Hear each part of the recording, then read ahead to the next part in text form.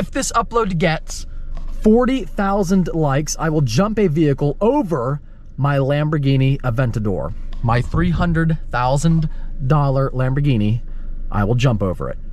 Make it happen. Weird, my foot is off the brake, we're not moving, we're in drive.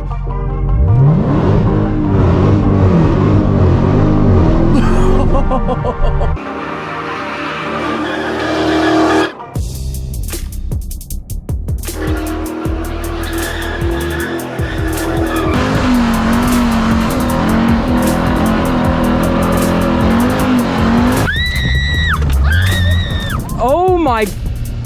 He's going for it. Oh my God! This one's got me stumped. All right, we've got a Cadillac and the license plate says Cowdillac. And then they also have a Got Milk sticker on the back. So are they like a cow enthusiast or like a milk enthusiast?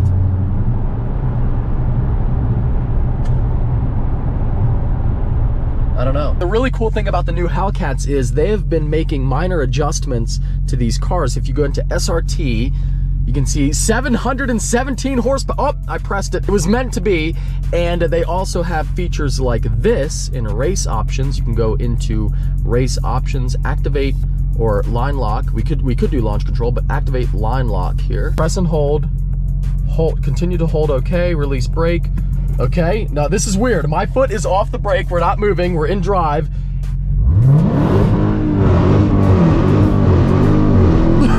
Oh my God, that is freaking cool. It comes like that from the factory, a line lock setup. Not that it's hard to do a burnout anyway, but you can save your rear brakes by using line lock. That is freaking gnarly. That is gnarly. If we want to do a donut traction control, hold that for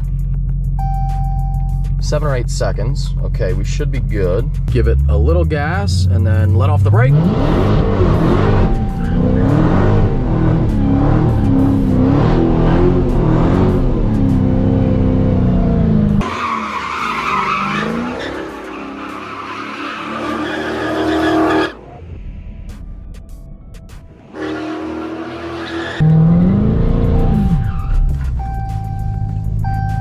Easy as that. So Hellcat dropped off and ZR1 picked up. That's right, the ZR1 has been picked up at LMR, and it's usually about a 4 to 5 day trip, depending on how many stops the truck has to make on its way. Usually about 4 to 5 days from Texas. So expect to see the ZR1 back on the channel and back in the garage here by this Thursday coming up. I still don't know exactly where I'm going to store all the vehicles. I don't know, maybe, I mean, Rich has volunteered many times to take the 63. He's very generous. I know he hates this car, but he has volunteered. Maybe I'll take him up on that. But also, Whitmore has offered to store it in the showroom, which I feel like would be pretty cool. So if you guys are shopping for a car or you want to stop in and see it, you could stop into the Whitmore showroom and check it out. So maybe that, or maybe I'll clear out that space, but I've been using that for my boxing and MMA training area. So I don't know, we'll have to figure out something, but either way, the ZR1 is coming back and I can't wait. Let's talk Ram TRX. Now, not this TRX or the first one, but one that I'm trying to buy for myself. I had an original TRX that was going to be my daily. Are you kidding me? And you all know how that kind of turned out. Didn't work out for me as a daily, but it worked out for the channel and it was pretty crazy. And then I got this truck as, again, to be my daily. And then I wanted to launch the first TRX giveaway. I was like, you know what? I want to launch it. I'm excited about it. Let's get it going. And it turned out to be another good decision because you guys are loving it. And by the way, if you want to enter, the TRX giveaway is still going on until the 24th of April. You can see on the website there. And I think we're doing right now 10 times entry, so check it out if you want to win that truck. We launched that one for a giveaway, and now I'm on the hunt for my real own personal daily driver TRX. I already traded in my High Country. It's gone. So I am putting all my eggs into the TRX basket here for Easter, and I can't wait. I love it. I already got a hitch for it to fit my trailer, and you know, I'm all about it. I really have fallen in love with those trucks. But anyway, I'm looking on Auto Trader, Manheim Auction, Auto Tempest, everywhere. And I'm looking for a launch edition. The more I keep looking though, the more I feel like, you know what, I think I like the Hydro Blue color even more than the Launch. I am now dead set on the Hydro Blue. It's bright, I love it. It'll match the ZR1, I think, pretty well. I see a few out there, and I want one like that, even with a few more options than that. I want fully loaded, I want the bed liner, the ram bar, all the goodies. I find a few, but everyone's asking like 20 or 30,000 over MSRP. I mean, these dealers are asking 120, 130,000, like 110, 20, 30, and that's crazy. I'm okay with paying like 5K over because I want it now and I'm an idiot, even though I could wait 3 months or 6 months and get one MSRP, maybe even get one discounted MSRP. There's no limit on TRXs, by the way. I've seen people say like, oh, limited truck. They're gonna build as many of these as they can sell. It'll take some time, but they are going to build as many as they can sell. So if you wait a little, if you're looking for a TRX, you don't want to pay over, give it a couple months, it'll be fine. Finally, I narrow it down to a few, and I picked the one that's there's like 3 of them. So I picked the one that's about 150 miles away. No, I'm sorry, I think it was 250 miles. It was in Ohio. So I narrow it down to that one. And I'm thinking, okay, so this is good. It's got the options I want. They're only asking MSRP, which was surprising. Great, I'll have Ladesh drive us out to Ohio. It's not that far, and we'll bring it back same day. So I talk to a guy there. We'll call him. I'm not gonna say the dealership or, his real name because I don't want to trash anyone. And there's a lot of other people working there, and I don't know whose fault it was, whether it was the salesman who was really dirty behind my back or the management. Who knows what the issue was. None of this is Dodge or Ram's fault whatsoever. These were just a few bad apples at some random dealer that just happened to screw me over. So it's not a big deal, but we'll call him, say, Joe. All right, so I give Joe, the salesman, a call. And everything's cool. They say, yeah, it's MSRP. We're not going to charge over. You can find them that way. It's hard, but they're out there. And he's like, yeah, if you want to put a deposit down on it, I can hold it for you. I'm thinking, this is epic. I will come out.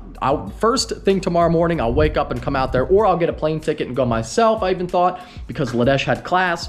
So I'm thinking, like, this is awesome. I'm ready to go. Put the deposit down. So at this point, I have $1,000 on this truck. They have my money, my credit card, all my info. I texted my driver's license, insurance, all that. Like, we're this far into the deal. We're locked in at this point.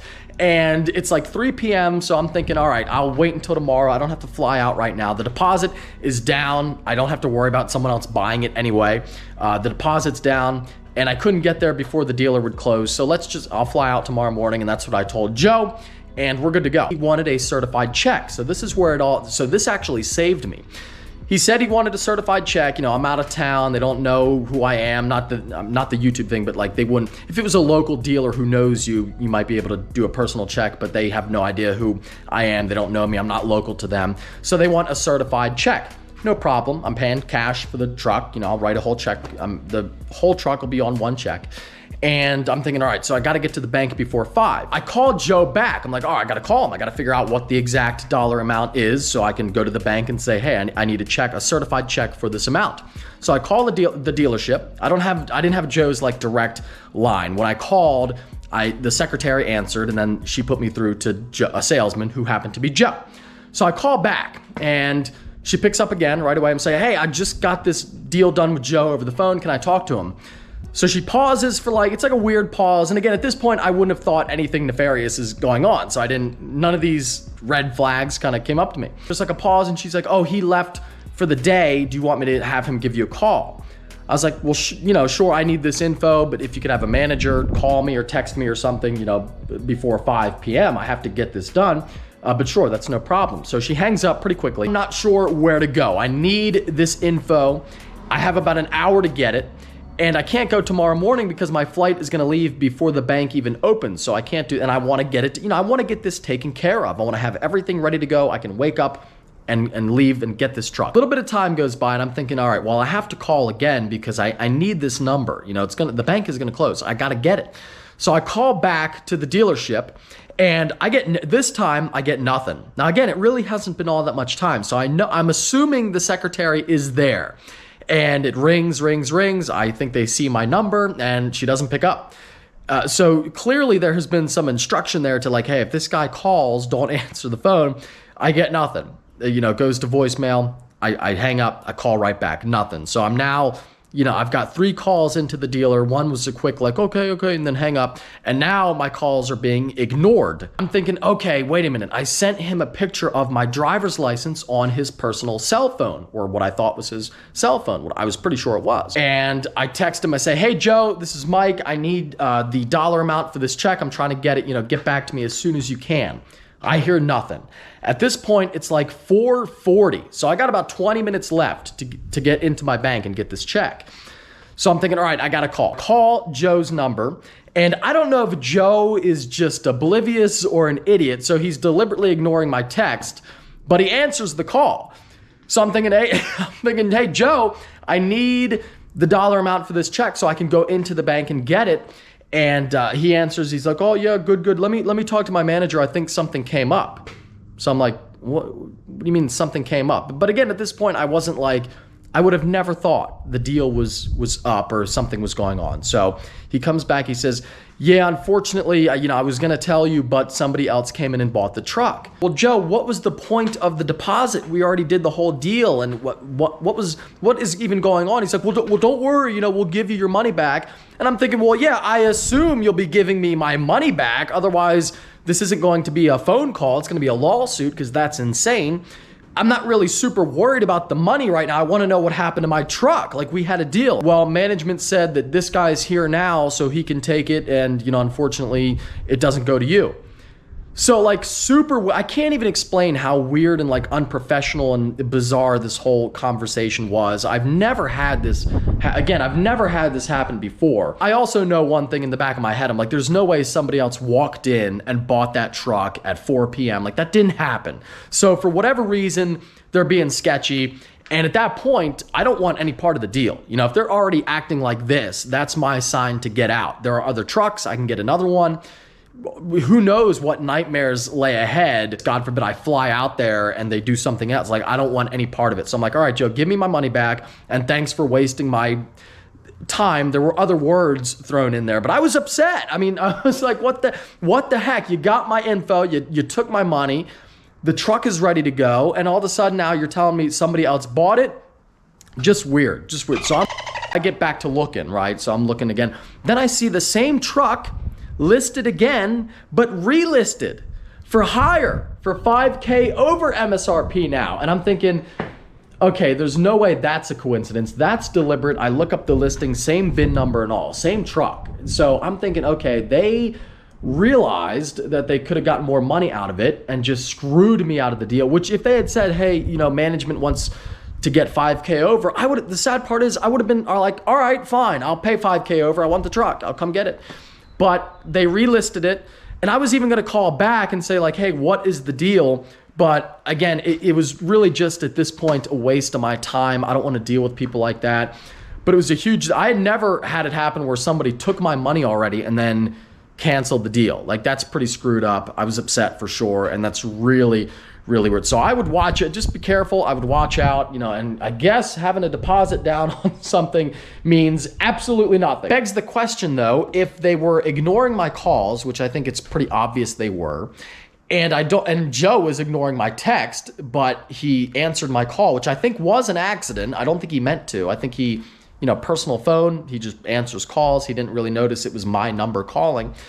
So what was going to happen? Were they going to let me fly out there and then try to screw me over on the deal when I was there? I don't know. I feel like it would have been much worse because here it's like, all right, I'm at my house. I'm not really that invested yet. Yeah, they wasted my time, but it's not a huge loss. If I had flown out there and this sketchy crap had gone on, let me tell you, I'd be escorted out of that dealership, most likely with police. I'd have my camera there, and if you're gonna do something stupid, definitely don't do it on camera, and that would be running full time, and I'm sure they wouldn't have appreciated that. But I would have, tell you what though, I would have had a much more crazy video for you. But yeah, I mean, what were they gonna let me do? If they were ignoring me, and their plan was to ignore me, and I flew out there, what was gonna happen? I don't know. It was a little bit of a bummer about the TRX, but don't worry, I already have another one on the way, and it should be here on Monday. Well, it's not on the way, but a deposit is down. This dealer seems very nice. I'll be picking that truck up on Monday. And now for a little bonus content here with a big like challenge and a huge modification to my farm.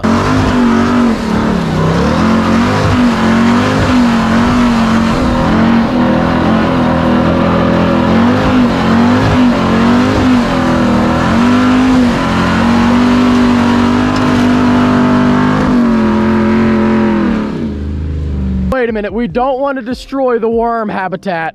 No, I think you'll be okay. Oh. The worm should still be fine. Jump a Lamborghini.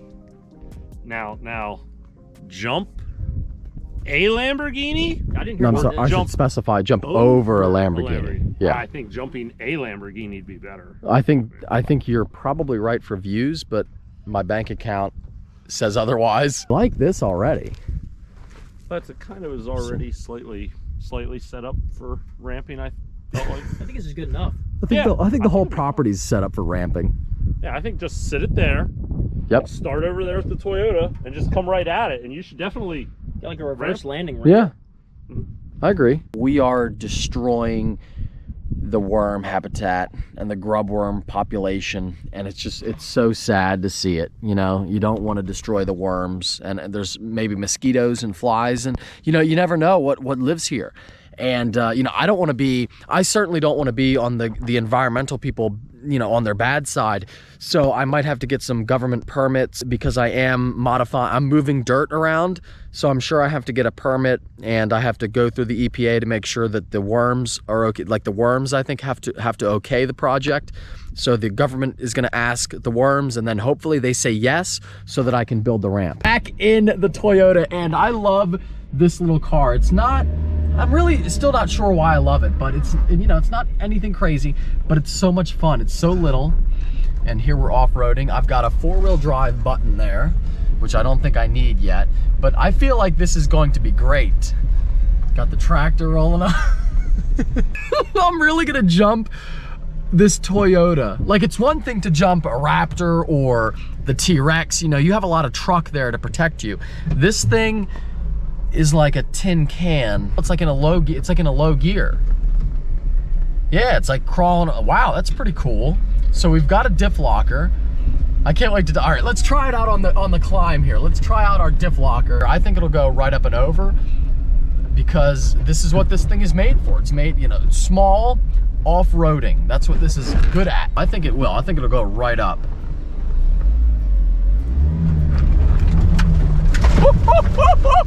Right up and over. Oh my God, that was awesome. That was freaking awesome. Went right up and over that sucker, no problem. Holy crap. I gotta have someone film that. I don't know, man. This is a little sketchy. Maybe it'll do well. Why am I in here? I don't want to do this. Nope. You're gonna go right up that? You didn't do it yet? No, I don't think it's gonna make it. Oh my God, the short wheelbase wins again. I was so impressed whenever the ZR2 did that. And the RAV4 just does it like it's nothing. You just took all the wind out of my sails. RAV4, I'm telling you. Oh my God. Dude, the best off-roader on the planet. Dude, that wheelbase is killer. Yeah, it's unstoppable. It's definitely gonna scrape. Oh yeah, but you got skid plates. Dude, it's like almost no scrape though. This is scary. This is scary. Dude, now wait a minute. Look at this. Oh my God. You can't tell at all, but these are looking on the ground. Look at that. Pitched almost flat. It's really scary. Dude, this thing is epic. I love it. I love the RAV. I love the RAV4. It's so cool. It's so freaking I just begged Mike on the way over here not to ruin it because it's so much fun. Yeah, we do like it. Maybe I shouldn't jump it. Because I think, well, I don't know. I feel like if we do the jump right, it won't break it. It won't hurt it. I don't know. I think it'll break. We'll find out. Look at her. That looked so funny. All right, are you ready? Oh my God, it's like the Great Bear. It's way scarier than that. She has no idea.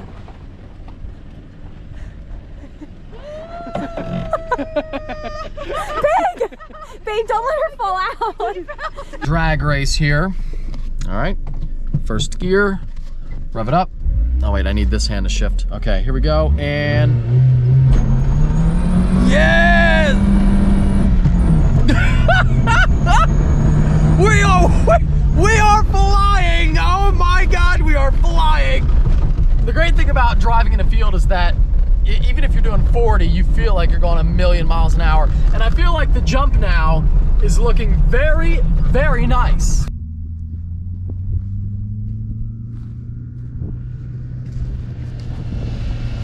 He's going for it. Oh my God! I can't tell you how much fun that was, and the video coming up, if you guys hit the like challenge, is going to be insane, like completely insane. So I hope you enjoyed. If you did, give it a big thumbs up. Take care. Have a great night. I'll see you in the next one.